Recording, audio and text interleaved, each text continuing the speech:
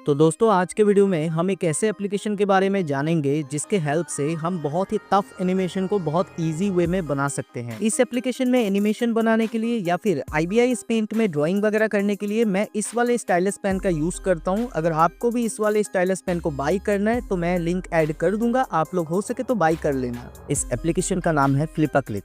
ये रहा वो एप्लीकेशन, ये आपको प्ले स्टोर पे मिल जाएगा, आप लोग वहां से जाके इसे डाउनलोड कर लेना। फर्स्ट टाइम ओपन करने पे आपके सामने कुछ इस तरीके का इंटरफेस आएगा। पहले इसे एक बार ओपन होने देते हैं। ओपन होने के बाद आपको यहाँ पे अपना अकाउंट क्रिएट कर लेना है।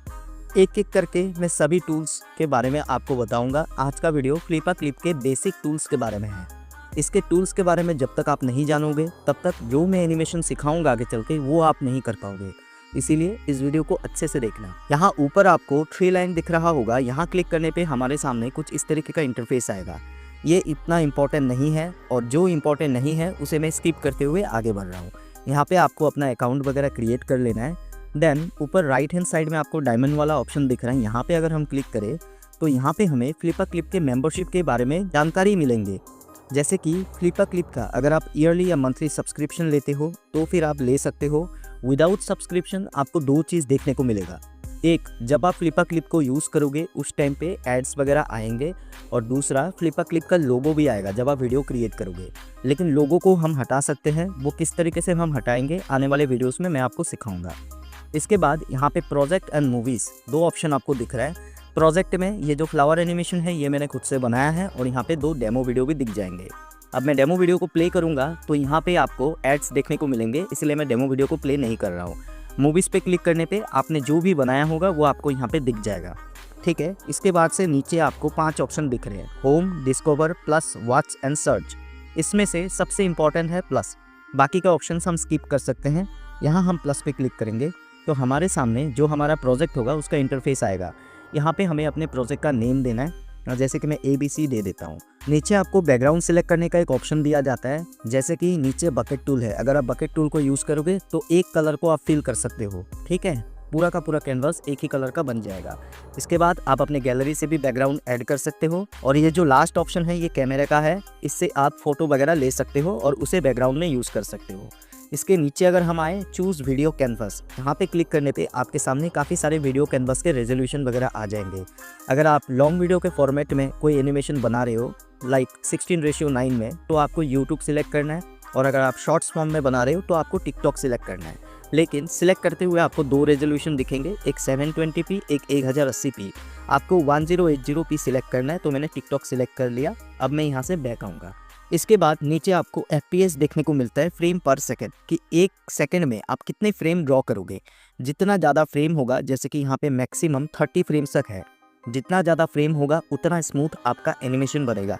लेकिन जैसे कि आप बिगिनर हो तो आपको 12 या फिर 10 फ्रेम लेके ही चलना है, मतलब कि 1 सेकंड में आप 12 या फिर 10 फ्रेम ड्रॉ करोगे, ठीक है। कॉपी करके पेस्ट भी कर सकते हैं, वो आगे मैं आपको सिखाऊंगा। सो हम यहाँ से बैक आ जाते हैं। देन क्रिएट प्रोजेक्ट पे हम क्लिक करेंगे।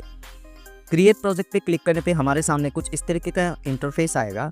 यहाँ पे ऊपर आपको 4 ऑप्शन देखने को मिलते हैं। एक डायमंड वाला जो मैंने बता दिया कि मेंबरशिप के लिए है, दूसरा है हाइड, इस पे क्लिक करके हम सभी टूल्स को हाइड कर सकते हैं। देन शो पे क्लिक करके हम शो कर सकते हैं। अगर हमें वीडियो को सेव करना है तो हम शेयर पे क्लिक करेंगे और यहाँ से हम अपने वीडियो को मेक मूवी पे क्लिक करके सेव कर सकते हैं, ये हमारी गैलरी में सेव हो जाएगा। इसके बाद नेक्स्ट आपको यहाँ पे 3 डॉट दिख रहा है, यहाँ पे हम क्लिक करेंगे तो हमारे सामने और भी कुछ ऑप्शन आएंगे, जैसे कि प्रोजेक्ट सेटिंग। जो सेटिंग हमने पहले करके रखा है प्रोजेक्ट का, वही सेटिंग आपको यहाँ पे दिखेंगे। नेक्स्ट यहाँ पे एक ऑप्शन है फ्रेम व्यूअर, अगर हम यहाँ पे क्लिक करें तो नीचे आपको और भी ऑप्शन दिखेंगे। ये उतना ज़्यादा इंपॉर्टेंट नहीं है क्योंकि ये आगे चल के मैं आपको दिखाने वाला हूँ, अलग ही इंटरफेस में ये चीज़ आपको देखने को मिलेगा। अभी के लिए आप लोग ऐसा समझो, यहाँ पे जो ये वाला ऑप्शन है इस पर क्लिक करके हम इस फ्रेम के पीछे एक फ्रेम ऐड कर सकते हैं। फ्रेम 1 आ चुका है। अब इस वाले ऑप्शन पे क्लिक करके इस फ्रेम के आगे हम एक फ्रेम ऐड कर सकते हैं, फ्रेम 3। और इन फ्रेम्स को हम यहाँ से टैप एंड होल्ड करके कॉपी करके देन हम यहाँ से पेस्ट भी कर सकते हैं, ठीक है, कुछ इस तरीके से। तो ये हम आगे देखेंगे किस तरीके से हमें करना है। अभी के लिए मैं फ्रेम्स को हटा देता हूँ, ठीक है। इसके बाद से हमने जितने भी फ्रेम्स ऊपर ऐड किया तो यहाँ पे हमने टोटल 12 फ्रेम ऐड किया है, ठीक है, ओके। इसके बाद आपको यहाँ पे एक टूल देखने को मिलता है, ठीक है। इस टूल को आप नीचे भी ला सकते हो, हॉरिजॉन्टल, वर्टिकल, दोनों ही तरीके से आप इसे यूज़ कर सकते हो। यहाँ पे आपको सबसे पहला ऑप्शन मिलता है ब्रश का। ब्रश पे हम क्लिक करेंगे तो हमारे सामने कुछ इस तरीके के ऑप्शंस आएंगे, ठीक है। यहाँ पे ब्रश हमें सिलेक्ट करना होता है। वैसे तो एक ही ब्रश भी है, बाकी कुछ ब्रशेस है जिनको यूज़ करने के लिए आपको एड्स देखने होंगे, और कुछ ब्रशेस है जिनको अगर आप यूज़ करते हो तो आपको प्रीमियम सब्सक्रिप्शन लेना होगा, लेकिन कोई नीड नहीं है, हम एक ही ब्रश से एनिमेशन बना सकते हैं, ठीक है। इसके बाद यहाँ पे ब्रश का साइज़ है, इससे आप ब्रश के साइज़ को ज़्यादा या फिर कम कर सकते हो, ठीक है। कम करोगे तो इस तरीके से होगा, अगर ज़्यादा करोगे तो इस तरीके से होगा। सिंपल सा है, जैसा हम IBIS पेंट में करते हैं वैसे ही है। ब्रश के कलर को हम यहाँ से सिलेक्ट कर सकते हैं, जैसे कि अगर मैं यहाँ से रेड कलर सिलेक्ट करता हूँ, ठीक है। उसके बाद से यहाँ पे और एक चीज़ है ड्रॉपर का, इस पर हम क्लिक करेंगे। अब ये जो पॉइंट है, ये पॉइंट जिस भी कलर के ऊपर आएगा उस कलर को ये पिक कर लेगा। कलर पिक करने के लिए हम इसे यूज़ करते हैं। इसके बाद रूलर का ऑप्शन है, इससे हम लाइंस वगैरह बना सकते हैं रूलर को घुमा के इस तरीके से, और इससे रूलर को हम मूव कर सकते हैं। सो हम यहाँ से रूलर को बंद करते हैं और इसे अंडो कर लेते हैं। तो ब्रश आपको समझ में आ गया। सेम इसी तरीके से यहाँ पे इरेजर का ऑप्शन है, इरेजर भी सेम इसी तरीके से काम करते हैं। अब इन सब चीज़ों के बारे में डिटेल में आपको तभी पता चलेगा जब आप एनिमेशन देखोगे। जब मैं एनिमेशन बनाऊंगा तब आप देखोगे तो बहुत इजीली क्लियर हो जाएगा। बाकी वैसे कोई हार्ड नहीं है, बहुत आसान है। फेड इन और फेड आउट, इसको समझो अच्छे से। यहाँ पे तीसरा ऑप्शन जो है फेड का, इसमें जब आप इस तरीके से फेड को ऊपर कर दोगे तो एंड में जाके, जब किसी चीज़ को हम इरेज करेंगे किसी कलर को, तो एंड में जाके वो धुंधला सा होगा, और अगर हम इसे 0 पे रखें तो पूरी तरीके से वो इरेज हो जाएगा। यहाँ पे अल्फ़ा का ऑप्शन भी कुछ इसी तरीके से काम करता है, ये PNG में बना देगा चीज़ों को, ठीक है। इस तरीके से मैं दिखाऊंगा ड्राइंग के टाइम पे, आपको और अच्छे से दिखाऊंगा। यहाँ पे रूलर का भी है, तो रूलर भी हम उसी तरीके से इरेज के लिए यूज़ कर सकते हैं। नेक्स्ट और सबसे इंपॉर्टेंट टूल जो है वो है लेसो टूल। अगर हम लेसो टूल से किसी भी ऑब्जेक्ट को सिलेक्ट करें, जैसे कि यहाँ पे अगर कलर मैं ब्लैक ले लेता हूँ, इस ऑब्जेक्ट को मैं पकड़ लेता हूँ, कोई सा भी एक ऑब्जेक्ट है, लेसो टूल के हेल्प से हम इसे सिलेक्ट कर सकते हैं। कुछ इस तरीके से ये सिलेक्ट हो जाएगा। अब एनिमेट CC जो लोग यूज़ करते हैं उन्हें पता होगा, वहाँ पे एक लॉकिंग सिस्टम है। जैसे कि ये जो सेंटर वाला सर्कल है, इसे अगर हम इस कोने पे लगा दें, और ऊपर जो सर्कल है इससे अगर हम मूव करें, तो ये जो कोने में लगा है ना सर्कल, इसके वजह से ये पार्ट लॉक हो चुका है। अब ये पार्ट इसी जगह से मूव होगा, बाकी अपना प्लेस चेंज नहीं करेगा। सेम इसी तरीके से ये जो सर्कल है, इसे अगर हम यहाँ लगा दें तो ये पार्ट जब हम मूव करेंगे तो इसी जगह से मूव होगा। ये किस तरीके से काम करता है आगे जब मैं एनिमेशन सिखाऊंगा ना, वहाँ बहुत क्लियरली आपको समझ में आ जाएगा। अभी के लिए लेसो टूल किस तरीके से काम कर रहा है इसे अच्छे से दिमाग में बैठा के रखो। अब हम लेसो टूल को ऑफ करते हैं और इसे अंडो कर लेते हैं, ठीक है।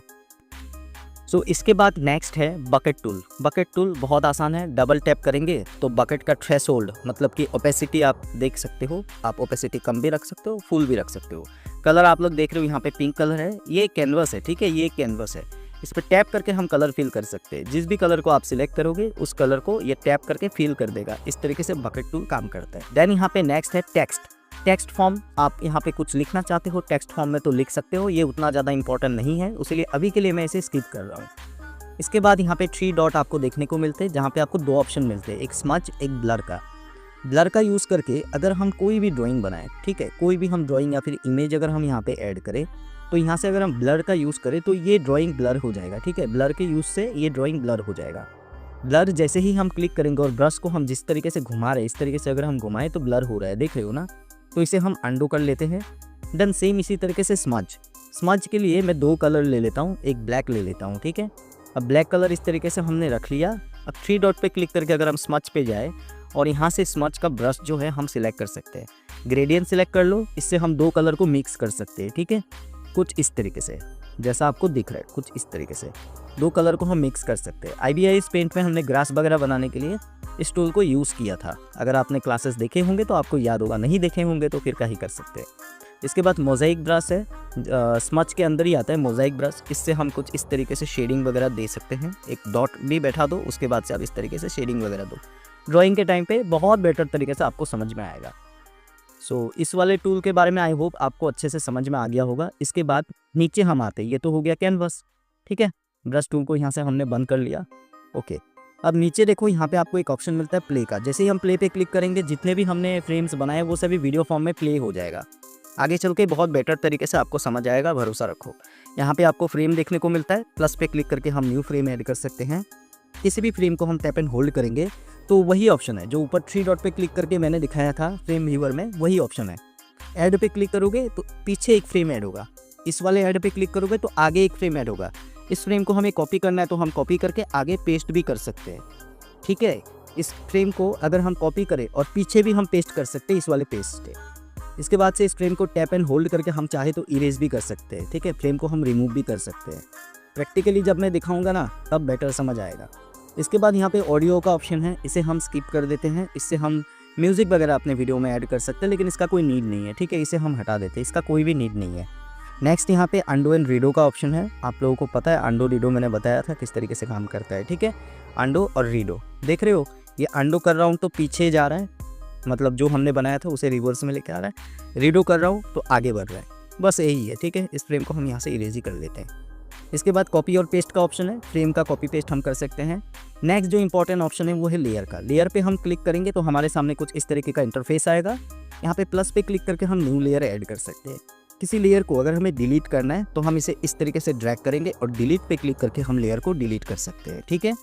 अब देखो, जो फ्री वर्जन है जो हम यूज़ कर रहे हैं फ्लिपा क्लिप का, इसमें आप मैक्सिमम 3 ही लेयर ऐड कर सकते हो। इससे ज़्यादा लेयर आप ऐड नहीं कर सकते, ठीक है।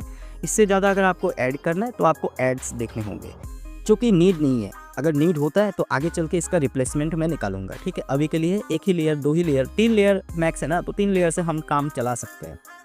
लेयर के साइड में आपको एरो दिख रहे हैं, यहाँ पे हम क्लिक करेंगे तो यहाँ पे मेन खेल है, ठीक है। लेयर के ओपेसिटी को हम कम ज़्यादा कर सकते हैं। यहाँ पे ब्लेंडिंग मोड है, अगर आप लोग काइनमास्टर कभी यूज़ किए होंगे तो आपको ब्लेंडिंग मोड के बारे में पता होगा, ठीक है। यहाँ पे ब्लेंडिंग मोड वगैरह है। देन यहाँ से नेक्स्ट है अल्फा लॉक। IBI पेंट आपने यूज़ किया होगा, जिस भी लेयर में हम अल्फा लॉक लगा देंगे उस लेयर में जो भी ऑब्जेक्ट है उसी ऑब्जेक्ट पे कलर होगा, या फिर ड्राइंग हम कर पाएंगे, दूसरे किसी भी ऑब्जेक्ट में कलर नहीं जाएगा। अल्फा लॉक इस तरीके से काम करते हैं। इसके बाद क्लिपिंग मास्क, ये भी IBI पेंट में था।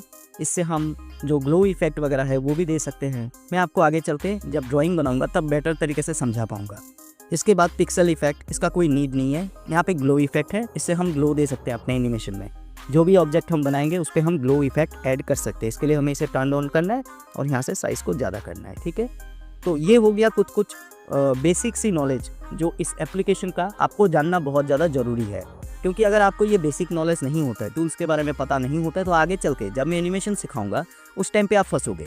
सो इसीलिए इन सभी चीज़ों को अच्छे से आपको याद रखना है। इस वाले एनिमेशन को मैंने बनाया था फ्लिपा क्लिप से ही, मैंने पूरा का पूरा ये फ्लावर एनिमेशन बनाया है, ठीक है। प्ले करने पे ये इस तरीके से काम करेगा। और जैसा कि मैंने पहले ही बताया, मैं स्टाइलस पेन का यूज़ कर रहा हूँ। अगर आपको भी स्टाइलस पेन वगैरह बाई करना है तो मैंने लिंक दे दिया, वहाँ से सस्ते में आपको मिल जाएगा, ठीक है। और जो मैंने बाई किया स्टाइलस पेन उसी का मैंने लिंक दिया, बहुत अच्छा चल रहा है, मैं खुद भी यूज़ कर रहा हूँ। क्योंकि यहाँ पे इस फ्लिपा क्लिप एप्लीकेशन में अगर आप उंगली से एनिमेशन बनाने जाओगे ना तो आपको बहुत ज़्यादा प्रॉब्लम होने वाला है, ठीक है। इसलिए हम स्टाइलस पेन का यूज़ कर रहे हैं। आप भी करना चाहो तो आप कर सकते हो, नहीं तो आप फिर उंगली से भी कर सकते हो।